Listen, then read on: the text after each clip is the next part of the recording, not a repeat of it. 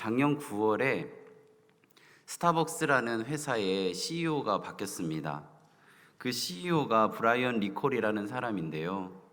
그분이 이렇게 이야기했습니다. 노 디지털이라고 했는데요.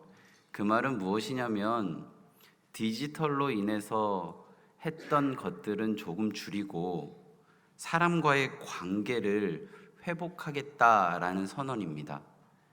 이 이야기의 배경은 이렇습니다. 초창기에 스타벅스라는 이 회사는 사람 간의 그 따뜻한 것을 강조하는 그러한 회사였습니다. 예를 들어서 한 사람이 들어오면 주문을 하고 그 주문한 사람의 이름을 직접 펜으로 컵에 씁니다. 그 컵에 쓴 이름을 조금 다르게 쓰는 것이죠. 예를 들어서 철수 씨가 이렇게 주문을 했다면 일부러 컵에는 칠수라고 쓰는 겁니다. 그러면서 컵에 칠수라고 쓰여진 컵을 주문한 사람이 보면서 난 칠수가 아니고 철수인데? 라고 이야기하는 그런 대화를 오고 가면서 그렇군요 라고 하는 그러한 문화가 있었습니다. 거기서 끝나는 것이 아니라 그 대화하면서 그 사람의 얼굴과 이름을 직원이 기억하고 다음에 그 사람이 들어오면 철수 씨 이번에도 아메리카노요? 이렇게 물어보는 문화가 스타벅스 안에 있었습니다.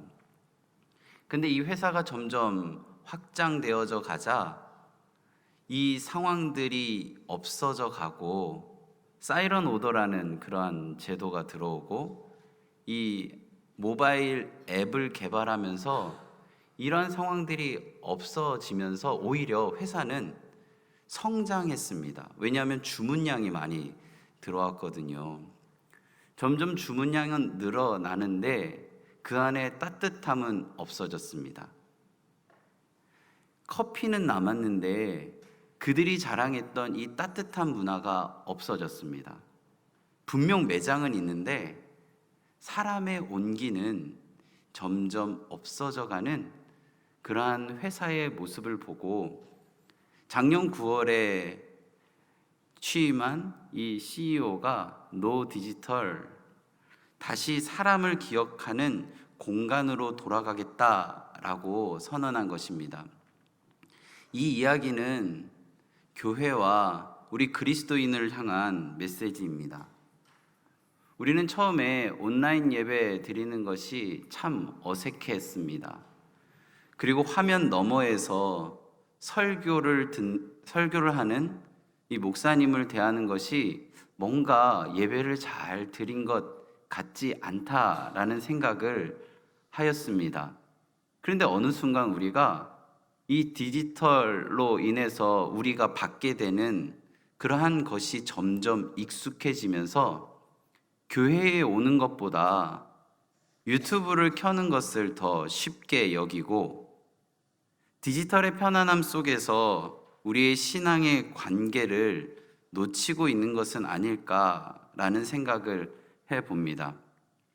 저는 이 자리에서 어떠한 온라인의 이러한 부분들을 그만하자, 그리고 이것은 잘못됐다라는 것을 이야기하려는 것이 아니라 교회가 함께 모여 십자가 앞에 무릎 꿇고 기도하는 자리, 그리고 함께 눈을 마주치며 예배하는 공동체, 반가워요 라고 한마디를 나누는 그런 따뜻한 온기를 주고받는 교회가 되기를 소망하는 마음으로 그렇게 세워가기를 바라는 하나님의 마음을 전하고자 합니다.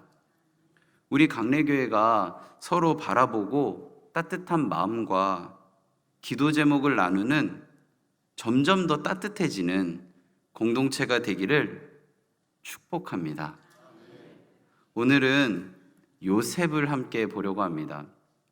요셉은요, 30세에 애굽의 총리가 됩니다. 왕 아래에서 정사를 담당하는 그러한 중요한 위치에 오르게 되는데요. 그 위치가 어느 정도였냐라고 하면 왕족을 제외하고 왕 다음에 최고 권력자의 자리에 옳은 사람입니다. 요셉은 애굽 사람이 아닙니다. 타국인이었는데 당시의 최고 권력자의 자리에, 그것도 30이라는 젊은 나이에 오른 사람입니다. 그 비결이 무엇일까요? 오늘은 그 비결을 함께 살펴보려고 합니다. 야곱은 너무나도 사랑하는 자녀들을 10명이나 두고 있었습니다.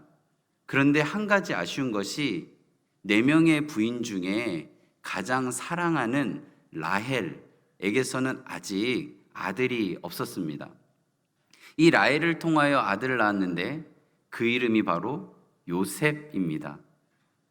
요셉을 편애하기 시작하는데요. 요셉에게는 특별히 채색 옷을 지어서 입혔다라고 성경은 기록하고 있습니다. 이 편애하는 모습을 10명의 형들은 불편하게 느꼈고, 이제 결국 이 상황들의 질투를 느끼고 17살 된 요셉을 미디안 상인의 손에 팔리는 그러한 지점까지 오게 됩니다. 요셉은 미디안 상인의 손에 이끌려서 애굽이라는 나라로 가게 되고, 그곳에서 보디발 장군의 집에 들어가게 됩니다. 이곳에서 집안 총무 역할을 담당하게 되는데요. 억울한 일에 연루되어서 팔려간 이 애굽 땅뿐만 아니라 감옥으로 들어가는 것을 경험합니다. 정말 무고한 상황 속에 힘들고 억울한 삶의 연속을 성경은 담아내고 있습니다.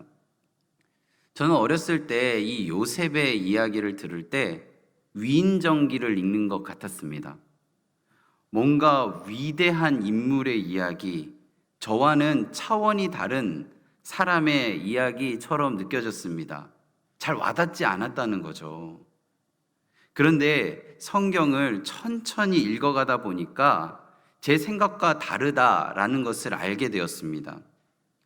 성경 속의 인물들이 처음부터 그렇게 완전한 믿음의 사람이 아니었다라는 것을 성경을 읽어가면 읽어갈수록 알게 되었습니다. 우리 이전에 함께 살펴본 내용들을 기억해 보시면, 아브라함 어떤 사람이었습니까? 우상 숭배했던 사람입니다. 그리고 아들을 바치라는 이 명령을 당시의 종교 문화 안에서 이해하고 인신 제사로 이해했던 사람입니다.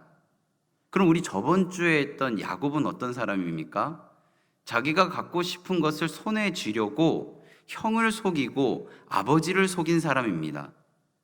이런 아브라함, 야곱을 하나님께서 은혜의 시스템 안으로 들여오게 하기 위하여 그의 삶을 만져가시는 것을 우리가 아브라함의 이야기를 통해서, 그리고 야곱의 이야기를 통해서 우리는 함께 보았습니다. 오늘 이 요셉도 하나님께서 은혜의 시스템 안에서 그를 빚어 가시는 이야기를 우리가 함께 보려고 하는데요. 저는 이 이야기를 읽어갈 때마다 저에게 참 위로가 되는 하나님의 음성을 들려주셨습니다. 저의 부족함과 연약함과 나약함과 넘어짐의 순간에 내가 과연 하나님의 도구가 되어, 하나님의 사역의 도구가 되어 그 자리에서 말씀을 전할 수 있을까라는 수없이 많은 물음표 앞에서 이 성경의 아브라함과 야곱의 이야기, 그리고 우리가 이제 함께 볼 요셉의 이야기는 내가 이들과 같이 너도 하나님의 은혜의 시스템 안으로 들어오게 할 것이고, 내가 빚을 것이고 내가 세울 것이다 라는 그러한 음성을 들려주셨습니다. 이 음성을 함께 듣기 위한 마음으로 우리 창세기 37장부터 시작되는 요셉의 일생을 함께 나눠보려고 하는데요. 37장에서는 유명한 꿈 이야기가 나옵니다. 우리 37장 3절에서 5절까지의 말씀을 함께 읽도록 하겠습니다. 창세기 37장 3절에서 5절까지의 말씀입니다. 우리 함께 읽겠습니다. 요셉은 노년에 얻은 아들이므로 이스라엘이 여러 아들들보다 그를 더 사랑함으로 그를 위하여 채색 옷을 지었더니 그의 형들이 아버지가 형들보다 그를 더 사랑함을 보고 그를 미워하여 그에게 편안하게 말할 수 없었더라. 요셉이 꿈을 꾸고 자기 형들에게 말하매 그들이 그를 더욱 미워하였더라. 아멘. 아버지 야곱이 사랑하는 아내 라헬을 통하여 낳은 이 아들 요셉을 편애하였고 채색 옷을 입혔고 그 모습을 형들이 편안하게 느끼지 않은 상황 속에서 요셉은 꿈 이야기를 2번이나 합니다. 2번 한 그 꿈 이야기는 정말 기가 차는 이야기입니다. 형들뿐만 아니라 아버지와 어머니가 자신에게 고개 숙이며 경배한다라는 내용이죠. 이 요셉을 편애했던 야곱은 첫 번째 꿈 이야기를 할 때는 크게 이야기를 하지 않습니다. 그런데요, 2번째 꿈 이야기를 할 때는 37장 10절 말씀에 보면 야곱이 불편한 마음을 드러냅니다. 아버지가 그를 꾸짖고라는 표현이요. 아버지, 사랑하는 이 아버지까지도 불편하게 했던 이 이야기가 이미 불편한 마음으로 요셉을 대하는 형들에게 있어서는 정말 기가 막히고 코가 막히는 말도 안 되는 이야기들입니다. 이미 미워했는데 그 미워하는 마음이 갑절에 갑절이 더해지는, 정말 자기가 자기 무덤을 파는 그러한 이야기를 지금 요셉이 하고 있는 것입니다. 형들이 이제 요셉을 죽이기로 합니다. 그런데요, 첫째 형이었던 루벤과 셋째 형이었던 유다가 말립니다. 우리 죽이지는 말자, 팔자 라고 해서 이제 미디안 상인의 손에 요셉을 팝니다. 그렇게 해서 간 곳이 애굽 사람, 애굽왕 근위대장 보디발의 집이었습니다. 이때부터 성경은 요셉에 대한 평가를 반복해서 하는데요, 그 표현을 우리 같이 읽어보겠습니다. 39장 2절과 3절의 말씀입니다. 우리 함께 읽겠습니다. 여호와께서 요셉과 함께 하심으로 그가 형통한 자가 되어 그의 주인 애굽 사람의 집에 있으니 그의 주인이 여호와께서 그와 함께 하심을 보며 또 여호와께서 그의 범사에 형통하게 하심을 보았노라. 보디발 아내가 이제 씌운 누명 때문에 옥에 갇히게 되는데요, 그때도 간수의 신임을 받고 죄수를 요셉의 손에 맡기고 재반 사무를 요셉이 처리하게 하였다라고 성경은 기록합니다. 이 상황을 성경은 39장 23절 말씀을 통하여 알려주고 있는데요, 우리 함께 읽겠습니다. 간수장은 그의 손에 맡긴 것을 무엇이든지 살펴보지 아니하였으니 이는 여호와께서 요셉과 함께 하심이라. 여호와께서 그를 범사에 형통하게 하셨더라. 보디발의 집에 팔려갔을 때, 그리고 무고하게 옥에 갇혔을 때를 생각해 보면 정말 인생을 바닥치는 것 같은 그러한 순간입니다. 그때 성경은 이렇게 표현합니다. 여호와께서 요셉과 함께 하시기 때문에 여호와께서 그를 범사에 형통하게 하셨더라. 보디발의 집에서도 감옥에서도 여호와께서 요셉과 함께 하셨다라는 기록을 담아내고 있습니다. 우리 어떠한 모습이 생각나지 않으십니까? 저번 주에 우리가 창세기 28장에서 하나님께서 야곱에게 하신 축복이요, 우리 28장 15절 말씀을 함께 읽어보려고 하는데요, 우리 저번 주에 들었던 그 야곱의 축복을 떠올리면서 우리 28장 15절 말씀을 함께 읽겠습니다. 내가 너와 함께 있어 내가 어디로 가든지 너를 지키며 너를 이끌어 이 땅으로 돌아오게 할지라. 내가 내게 허락한 것을 다 이루기까지 너를 떠나지 아니하리라 하신지라. 하나님께서 야곱과 하신 이 축복을 요셉에게도 고스란히 이어가시고 계십니다. 야곱에게 너와 함께 있어 내가 어디로 가든지 너를 지키겠다 하신 이 축복을 요셉에게서 멈춘 것이 아니라, 야곱에게서 멈춘 것이 아니라 요셉에게도 이어가고 있음을 우리들에게 보여주고 계십니다. 그리고 그 이어감을 인간의 눈으로 인생 바닥치는 순간까지 함께 하시며 그 약속을 지켜가고 계십니다. 요셉이 무엇을 열심히 했기 때문에 보디발의 집에서 가정 총무의 일을 맡은 것이 아니고, 요셉이 무언가를 해냈기 때문에 간수장의 이쁨을 받아서 이 감옥에서의 사무 재반을 담당한 것이 아니고, 하나님께서 야곱에게 주신 그 축복을 요셉에게 이어주셨고 요셉과 함께 하심으로 범사의 형통함이 따랐다라고 오늘 성경은 이야기하고 있는 것입니다. 아는 집사님이 테니스를 치다가 넘어지면서 왼손을 다쳤습니다. 그 집사님이 저에게 해주신 말씀입니다. 목사님, 왼손을 다친 게 얼마나 다행인지 모르겠어요. 제가 오른손잡이거든요. 오른손으로 할 수 있는 것 다 할 수 있어요. 그리고요, 제가 왼손을 다치고 보니 제 주변에 저를 도와주는 사람이 참 많다는 것을 알게 되었습니다. 왼손을 다친 게 은혜입니다. 라고 했습니다. 순간 다쳤을 때는 너무나도 이것이 힘듦으로 다가올 것 같았는데, 눈을 들어 하나님이 왜 이런 상황을 주셨을까를 생각하니, 아브라함이 창세기 22장 모리아 땅에서 하나님께서 너의 경외함을 보았다 하시고 어린 양을 보게 하신 그 여호와 이레를 경험했다라는 이야기를 듣게 되었습니다. 요셉을 둘러싼 이 환경의 변화가 하나님께서 불편함이 아니라 형통이라는 단어로 설명하고 있습니다. 이 형통이라는 단어는 한자로 형통할 형, 통하다 통자를 씁니다. 일이 잘 이루어졌다라는 의미죠.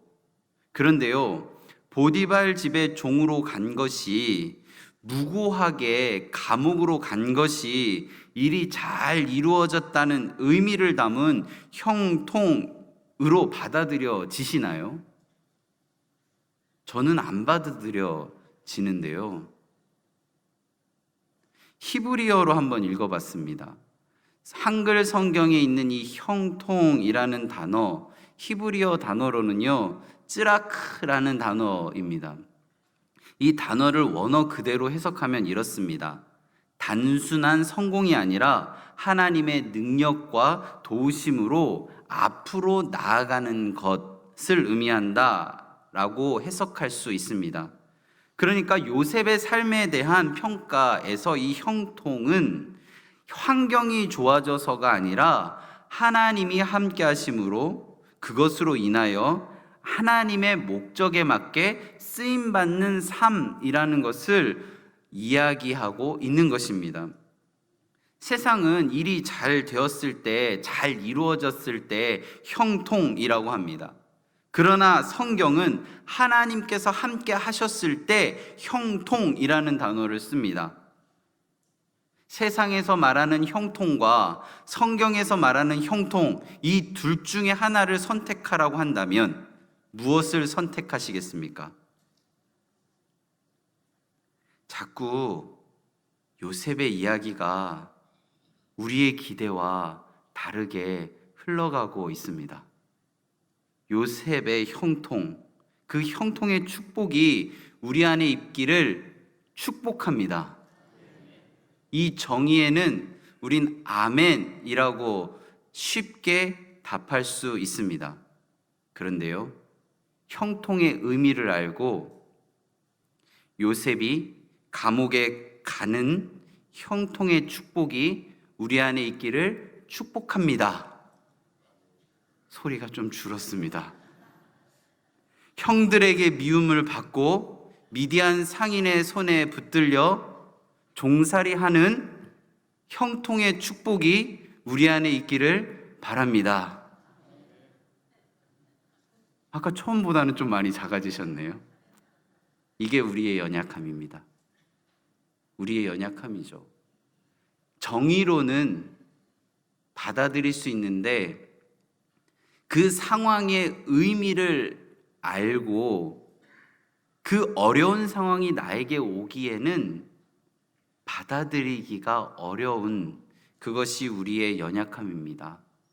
그런데요, 성경은 요셉이 아버지의 품에서 채색 옷을 입었든 보디발 집에 있든 감옥에 있든 모두 하나님께서 함께 하신다, 이 축복이 임한 상황이라는 것을 전하고 있습니다. 그래서 요셉의 모든 일이 형통하게 하신다라는 표현을 쓰고 있는 것이죠. 창세기만 보면요, 이 요셉의 인생이 보디발 집에서, 감옥에서, 그 상황에서 그래도 괜찮은 인생인 것처럼 보여집니다. 그런데 그렇지 않습니다. 그 상황을 묘사하고 있는 성경이 있는데요, 시편 105편에 보면 그 이야기가 절대 편한 이야기, 좋은 이야기, 좀 해볼 만한 이야기가 아니라는 것을 알 수 있습니다. 시편 105편 18절 말씀을 함께 읽겠습니다. 그의 발은 착고를 차고 그의 몸은 쇠사슬에 매였으니. 옥에 갇혀 있는 요셉의 모습을 묘사하고 있는데요, 발에는 착고를 차고 있었고 몸은 쇠사슬에 매어 있었다 라는 표현입니다. 그런데 그때에 하나님께서 형통하게 하심을 보이셨다라는 표현을 쓴 것이죠. 성경은 우리에게 알려줍니다. 하나님 믿으면 만사 형통입니다. 이것을 조금 더 구체적으로 설명하기 위해서 한 구절만 추가하겠습니다. 하나님이 함께 하심을 믿으면 내가 어디에 있든지 만사 형통이라는 단어를 쓸 수 있습니다. 시편 105편 19절 말씀을 이어서 읽도록 하겠습니다. 곧 여호와의 말씀이 응할 때까지라 그의 말씀이 그를 단련하였도다. 여호와의 말씀이 응할 때까지 그의 말씀이 그를 단련하게 하였다는 표현이 아버지 야곱의 축복 안에도 있었습니다. 그것이 무엇이냐면 이 땅으로 돌아오게 하겠다입니다. 이 땅으로 돌아오게 하겠다와 말씀이 응할 때까지 단련하게 하겠다는 사람은 다르지만 하나님께서 같은 이야기를 하고 있다라는 것입니다. 하나님께서 우리에게도 말씀하십니다. 말씀이 응할 때까지 단련시키겠다입니다. 야곱이 하나님의 은혜의 시스템 안으로 들어올 때까지 험악한 세월 속에서 하나님께서 그 시간들을 단련시키셨듯이 요셉도 하나님의 은혜의 시스템 안으로 완전히 들어올 때까지 단련시키시겠다라는 그 마음을 표현하고 있습니다. 우리도 그렇게 되어야 되지 않겠습니까? 하나님의 은혜의 시스템 안으로 들어오는 세 가지 방법, 우리 다시 한번 기억해 볼까요? 첫 번째, 하나님의 말씀을 듣고, 두 번째, 들은 말씀을 순종하는 마음으로 행하고, 세 번째, 행하면서 듣고, 그렇게 살아가고 계시죠? 하나님의 은혜의 시스템 안으로 들어오기 위해 노력하고 계시죠? 요셉은 힘겹고 버거운 순간 속에서 하나님의 말씀이 응할 때까지 하나님의 방법 안에서 단련의 시간을 보내고 있습니다.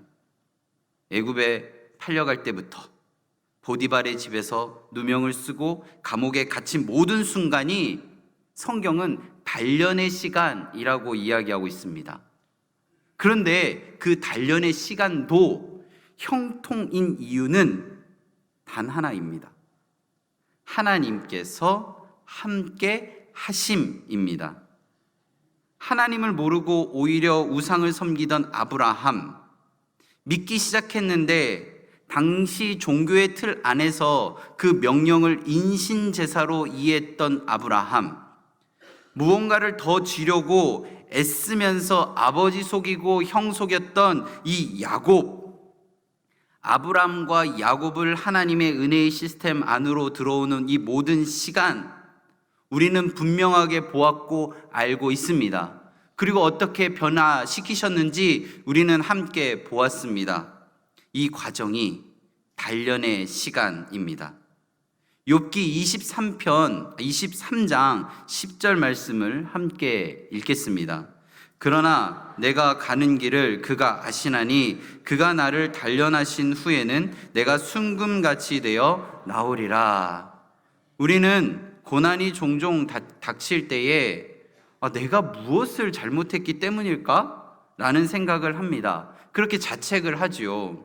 하지만 성경은 요셉이 이 억울한 이 감옥살이를 왜 했는지, 왜 이러한 상황이 있는지, 어떠한 잘못 때문인지를 말하지 않습니다. 빛 하나 없는 감옥에서, 사방이 막힌 철장 속에서 요셉은 하루하루의 시간을 보내며 기다립니다. 발에 착고가 차고 온몸이 쇠사슬에 매어 있을 때 그는 왜? 라는 질문 앞에 답을 들을 수 없는 현실 속에 있었습니다. 그러나 요셉은 하나님을 원망하기보다 그 자리에 하나님과 함께 하고 있다라고 믿으며 그 삶을 이어갑니다. 그는 여전히 상실했고 여전히 믿음의 길을 걸어갔습니다. 하나님은 사람을 사용하실 때 그 사람을 누군가의 상황 속에 잊혀져 가는 순간들까지도 함께 하심을 드러내십니다. 이것이 요셉을 통하여 우리들에게 알려주시는 형통입니다. 상황이 좋아서가 아니라 하나님이 함께 하시기 때문에 그의 인생 전체가 형통이라고 이야기할 수 있는 것입니다. 도무지 이해되지 않는 상황, 해석되지 않는 고통 가운데 있으신가요? 요셉을 기억하시기 바랍니다. 형통이라는 그 단어는 고통이 없다라는 뜻이 아니라 그 고난 가운데에서도 하나님이 함께 하신다는 뜻입니다. 그래서 형통은 결과가 아닙니다. 관계입니다. 요셉이 감옥 속에서 배운 것은 바로 그 관계를 이어가고 그 관계를 깊게 하는 것이었습니다. 며칠 전에 집사님이 자녀를 훈육한 이야기를 저에게 들려주셨습니다. 그때 기억을 떠올리면서 자녀를 어쩔 수 없이 매를 들어야 했고 그 매를 내려칠 때 면도칼 날이 내 살을 베는 것과 같은 그런 아픔을 느꼈다라는 이야기였습니다. 하나님께서는 그런 아픔을 고스란히 받아내면서 요셉 그리고 우리를 단련시키고 있는 것입니다. 하나님의 계획을 따라 우리를 단련시키실 때 우리가 할 수 있는 것은 무엇일까요? 우리가 할 수 있는 것은 아무것도 없습니다.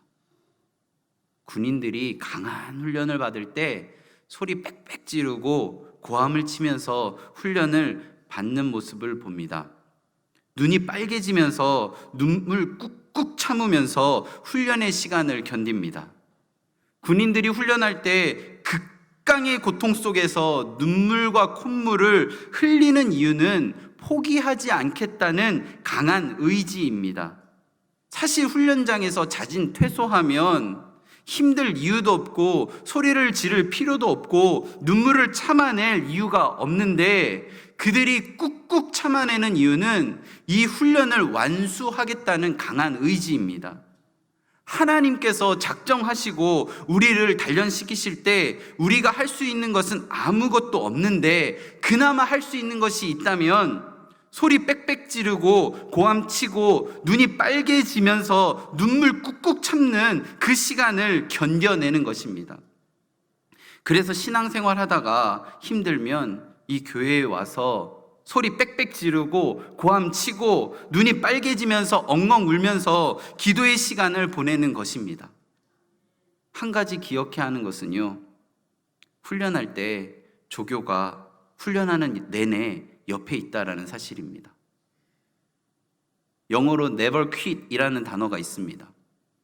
절대 그만두지 마세요. 신앙생활하는 모든 분들에게 전하고 싶습니다. never quit. 절대 포기하지 마시기 바랍니다. 절대 그만두지 마시기 바랍니다. 하나님께서 우리의 이 단련의 시간 함께 하고 계십니다. 지시만 하는 것이 아니고요, 함께 하십니다. 자, 이제 묻고자 합니다.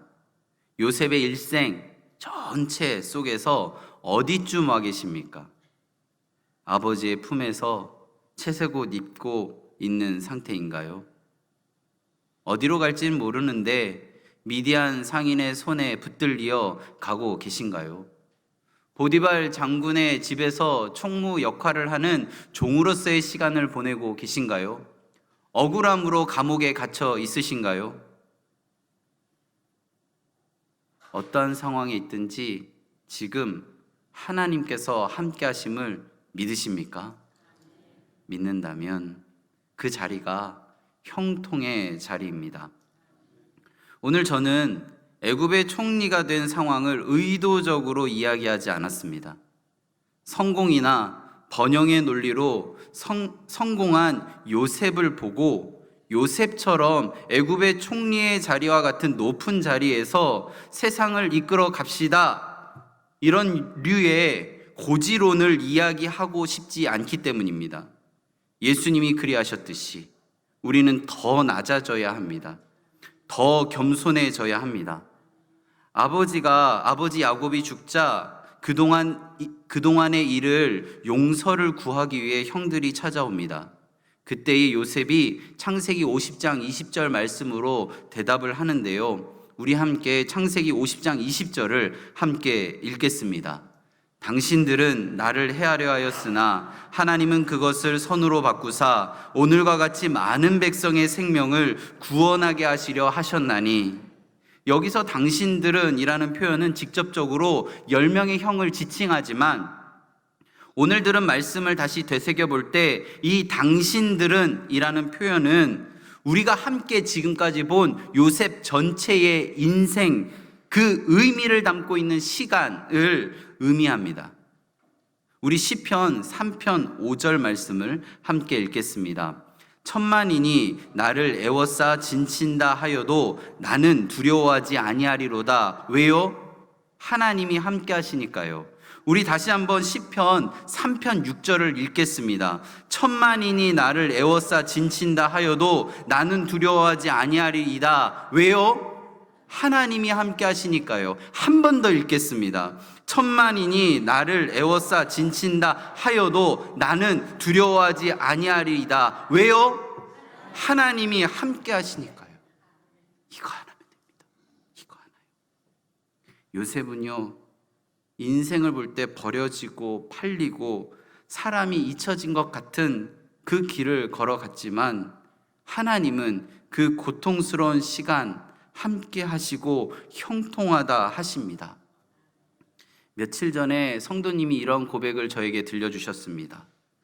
처음 강례교회를 왔는데 정문에 있는 계단 8개를 보고 오를 용기가 안 나더라.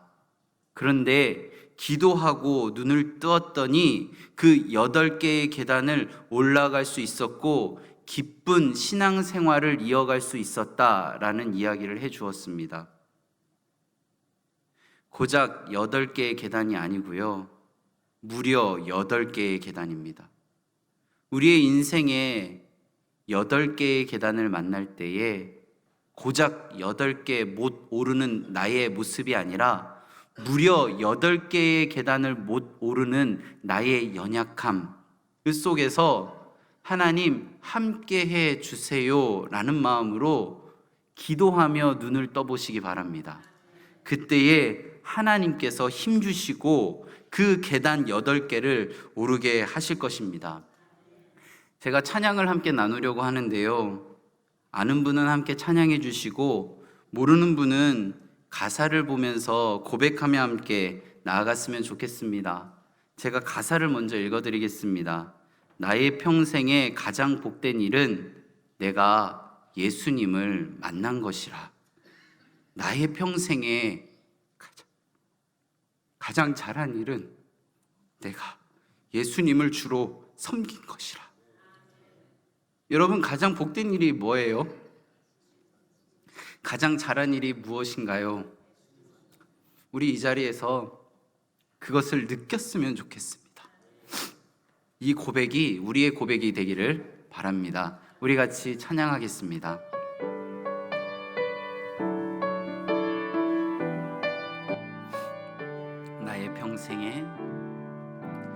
나의 평생에 가장 복된 일은 내가 예수님을 만난 것이라.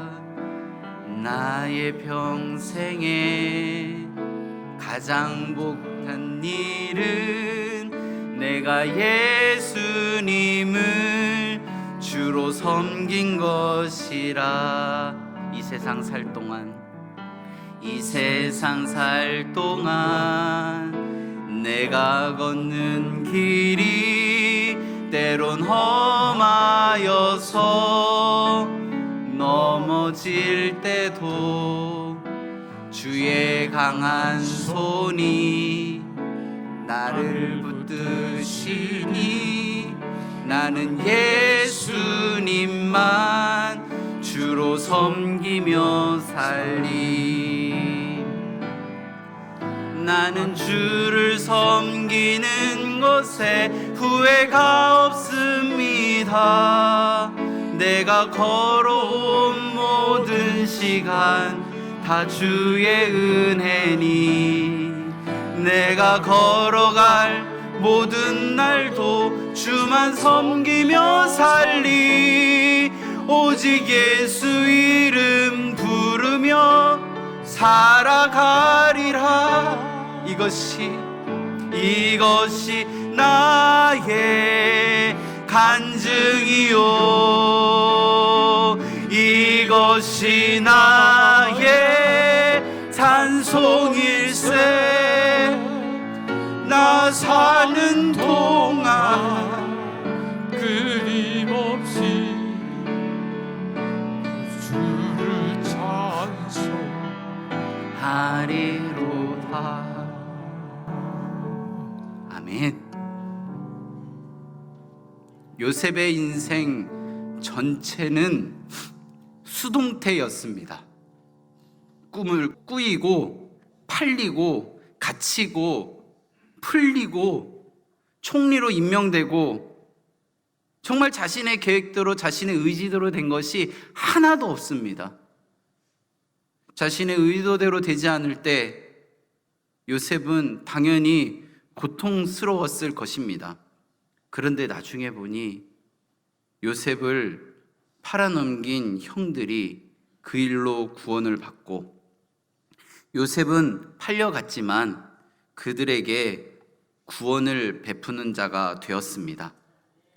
요셉의 일생을 주관하는 하나님으로 말미암아 그의 인생은 수동태로 흘러갔지만 그러했기에 의도하지 않는 반전을 경험합니다.